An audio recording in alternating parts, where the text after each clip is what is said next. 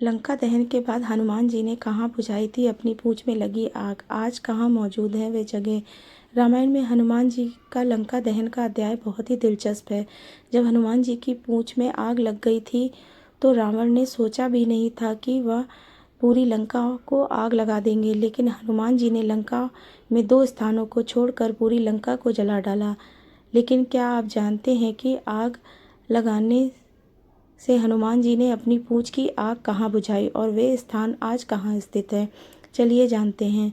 पौराणिक कथाओं के अनुसार हनुमान जी ने रावण को मजा चिखाने के लिए पूरी लंका में आग लगा दी थी और फिर लंका दहन के बाद उन्होंने समुद्र में छलांग लगाकर अपनी पूंछ की आग बुझाई।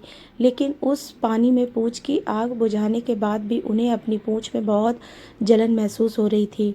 तब हनुमान जी ने राम जी से विनती की वे उन्हें उनकी जली हुई पूंछ का इलाज बता दें। तब प्रभु श्री राम ने हनुमान जी को एक स्थान बताया। उन्होंने हनुमान जी से चित्रकूट पर्वत पर जाने को कहा, जहाँ अमृत तुल्य एक शीतल जलधारा लगातार गिरती रहती है। राजी ने कहा वहाँ उस जलधारा में अपनी पूंछ को डालने से उनको इस कष्ट से मुक्ति मिल जाएगी। कहाँ है वह स्थान जहाँ हनुमान जी को मिली थी अपनी पूंछ की जलन से राहत? राम जी के कहने के अनुसार हनुमान जी चित्रकूट आकर विंध्या पर्वत श्रृंखला की एक पहाड़ी में श्री राम रक्षा स्तोत्र का पाठ 1008 बार किया। जैसे ही उनका पाठ पूरा हुआ, ऊपर से एक जल की धारा प्रकट हो गई। जल धारा शरीर पर पड़ते ही हनुमान जी के शरीर को शीतलता प्राप्त हुई। आज भी यहाँ वह जल धारा के निरंतर गिरती है, जिसे हनुमान धारा के रूप में जाना जाता है। इस धारा का जल अपने स्रोत से निकलकर पहाड़ में ही विलीन हो जाता है। उसे लोग प्रभाती नदी या पाताल गंगा कहते हैं। आज भी चित्रकूट में या विंध्याचल के शुरुआत में राम घाट से तकरीबन 6 किलोमीटर दूर है।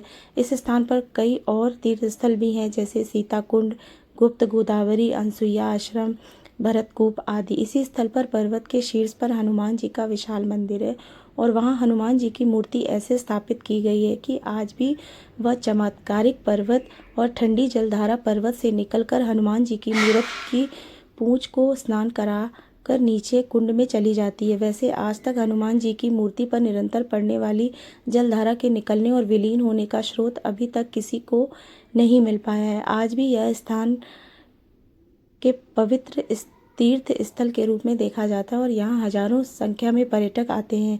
यहाँ का जल बहुत ही दिव्य और अमृत के समान माना जाता है और कभी भी नहीं सूखता है। इस जल के स्नान मात्र से ही लोगों के पेट से जुड़े रोग ठीक हो जाते हैं। इस स्थान पर सीता रसोई में सीता जी के बर्तन भी देखने को मिलते हैं। पौराणिक कथाओं के अनुसार यहाँ पर सीता जी ने ब्राह्मणों को भोजन कराया था। यह स्थान देखने में बेहद खूबसूरत और धार्मिक दृष्टिकोण से बेहद महत्वपूर्ण भी है।